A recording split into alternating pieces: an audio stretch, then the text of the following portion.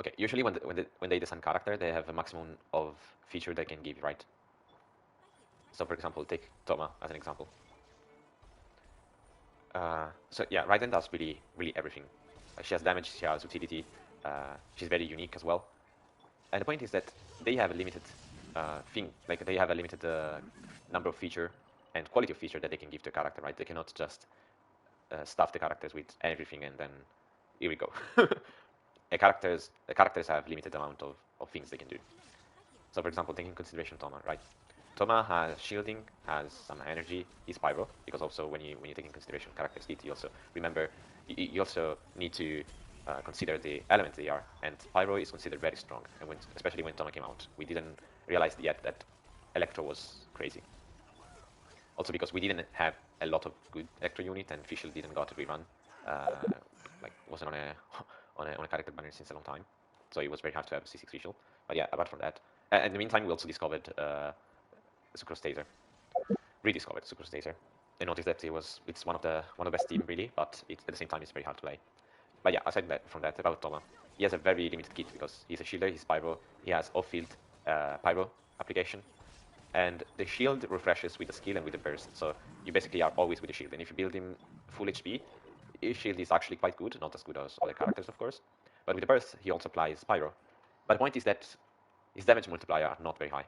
So what this means? This means that when they designed this kit, probably they decided to cut off from the damage multiplier and focus more on the shield aspect of the character. So that's what I mean when I say that the character have limited options. Like the designer have limited option when they design character, because of course, if they wanted, they could have just stick 150, 200 multiplier on the every every tick of Thomas burst, and it would have been crazy. But like Shanling, right? But the point is that they have limited amount of resources they can stick to the characters. I think that this rule starts to fall off with Archons. I think that they don't care if the Archons do too much.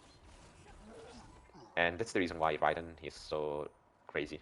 She really does everything. Like she scales with she she's an hybrid scaler, but the point is that she scales with one of the most important stats after attack, which is energy recharge. Instead, if she had to scale with, for example, elemental mastery, like Yae, quote unquote, she wouldn't have been as crazy, right?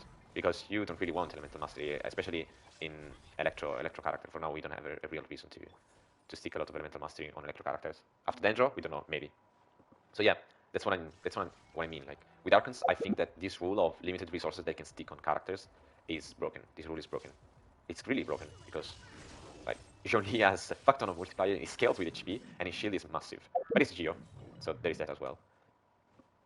Venti, we only have 3 Archons right now, and Venti seems the one that starts to fall off a bit because the new enemies have very high poise, very resistance to CC. So there is that. But Venti is still good, don't get me wrong, but not as good as before. And the same is Zhongli. But Zhongli, the problem with Zhongli is just that it's Geo. But it's still very useful. Like if you don't know if you're new to the game and you have Zhongli is very good because he helps with defense. Because maybe at the beginning you don't really know the moveset of the enemy. So you're not good at dodging, or maybe in general you don't want to learn the moveset of the enemy, and so you don't want to know how to dodge. At that point, Zhongli is broken. But also, it's very good with other characters, for example, characters that lose health, like Xiao and Hu Tao.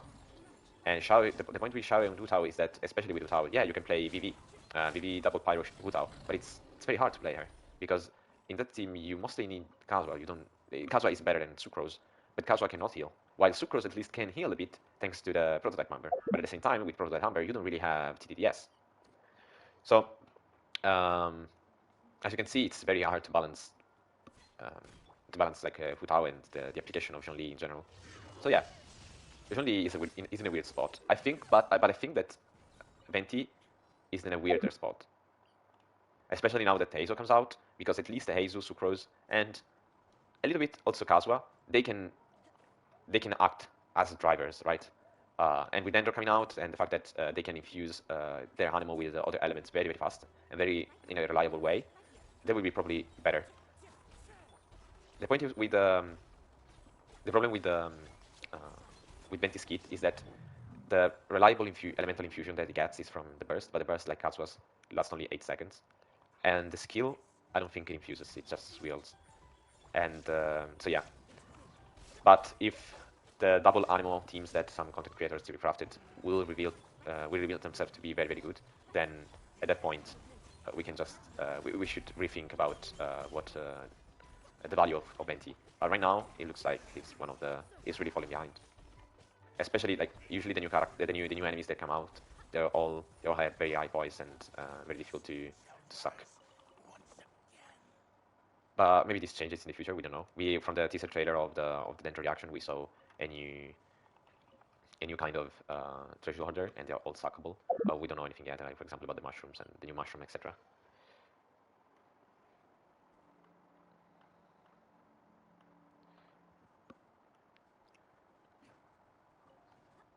So yeah, maybe we'll do a short video about that. I will I will cut this part from the YouTube from the VOD, and then I will upload this on YouTube. I think it's a very interesting topic. I mean, I'm not an expert, so I can still be wrong. And I know that people usually don't want to hear bad things about the character, and I just said something quote unquote bad about Venti. And it's not like the reason I was saying that is not because I don't like Venti, which is true, I don't like Venti.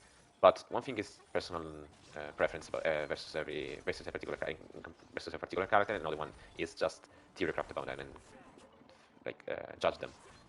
So I think that yeah, Venti is falling a little bit behind, but we will see about from all the Archons that came out, especially after the Dendro Archon comes out. Because like in comparison to even Zhongli, I'm not talking about Raiden because Raiden is really busted, but I'm talking about Zhongli. Like Zhongli is very very strong, and even now, even though we have the new Javishaps from Economia that hit through the shields, or we have the Wolf Corrosion that hits also through the shield, in my opinion, Zhongli is still better than Venti. Because right now we have a lot of bosses, especially in Spiral Abyss, we have a lot of very high poised enemies, like the Spectres of the Karagi, and I think we will get more of them in the future. We don't know, though. We don't know for sure. Maybe Sumero will change things up, and we will see more small enemies. Like from the teaser trailer of Dendro reactions, we saw a new treasure order, and the treasure orders are always suckable.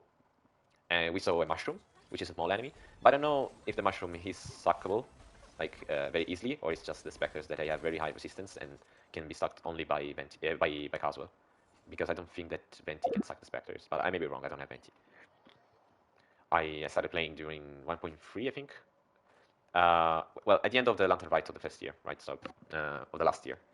So yeah, the one Lantern Rite of Genshin. So yeah, I only saw Venti not in the first appearance on the banner, but only the reruns. And when Venti appeared, I already got Kazuha, so I didn't have a reason to boot for him. And in general, I don't like his playstyle. But then again, as I said before, even though I don't like a character, it doesn't mean that uh,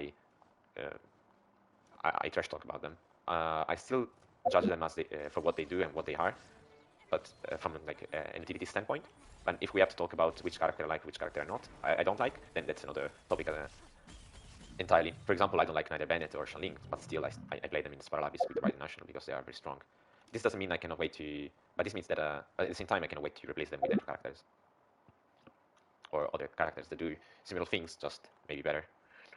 Or I don't know. Like for example, I hope that Kusanali would be very good and very similar to like I hope she would be a buffer or like something like that, so I can replace Bennett without losing any damage or any utility really.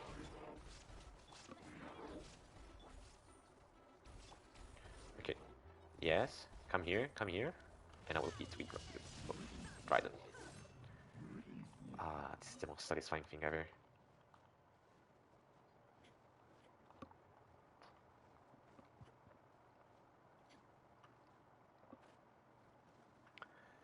Fucking hell, when new viewers come in and then stays a bit, doesn't say anything. Maybe he follows what I'm saying and it just leave the stream. It sucks so much. It's so hard. This shit is so hard.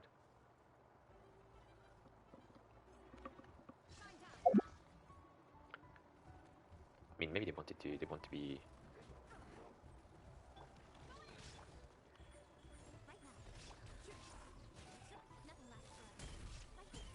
Yeah, yes, like that.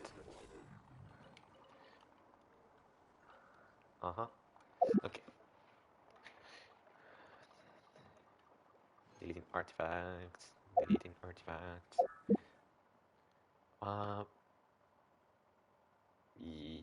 yes. I didn't go here. I'm sure I didn't go here. Yes, in fact, I didn't. So yeah, I was saying, I know that some content creators theory-crafted about teams after Dendro, teams with the double ammo, like with Kazuha and Venti, and a Dendro character and an Electro character to trigger Catalyze, and then buff the Animo Electro-infused damage of the Animo characters. But like the Animo Resonance, I mean, it's fine, but it's not really that good. So if the Dendro character in the party has a medium to short cooldown on the skill, then maybe it's worth it. Otherwise not, because the animal element reaction, element resonance is um, quite niche. Like we don't have a character that takes advantage of that yet. Maybe Ayato or even like Child with a double uh, animal and basically animal dendro and hydro. But at that point you're not triggering catalyze. So maybe it's a whole different team. So it's really hard to craft right now since we don't have really the element resonance. We don't really know the dendro element resonance, the um, and the actual description and multipliers of the dendro characters kit. So it's really hard to judge them without knowing all this stuff.